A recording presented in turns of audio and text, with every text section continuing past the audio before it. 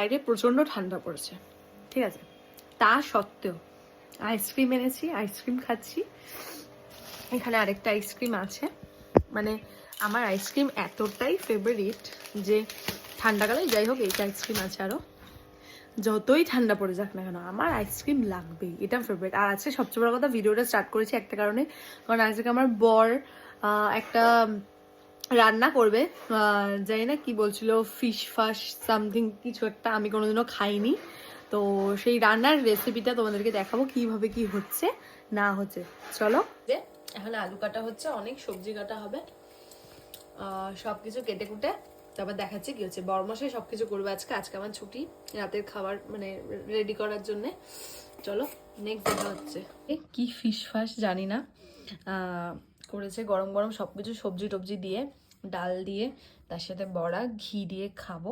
Actually আমার husband এইসব খাবারগুলো জানে, তার কারণ হচ্ছে ও একটু ঘটি বাঙাল মিক্সড, তার জন্য এইসব খাবারও জানে, আর আমি তো প্রপার বাঙাল, তার জন্য আমি এইসব খাবার জানি না। যাই হোক, খেয়ে দেখি কিরকম হয়েছে, আশা করছি ভালোই হবে। চলো এবার ঘিটা দিলে দেখা যাক কেমন লাগে। অ্যাকচুয়ালি বলতে গেলে এটা শীতকালে যেরকম মানুষ খায়, মানে সব সবজি টবজি দিয়ে, আর লাগবে না, সবজি টবজি দিয়ে ভাত করে খায়, সেরকমই এটা ওরা সবাই বলে যে ফিশ ফাশ। যাই হোক, ঠিক আছে, চলো গুড নাইট, আবার নেক্সট ভিডিওতে দেখা হচ্ছে।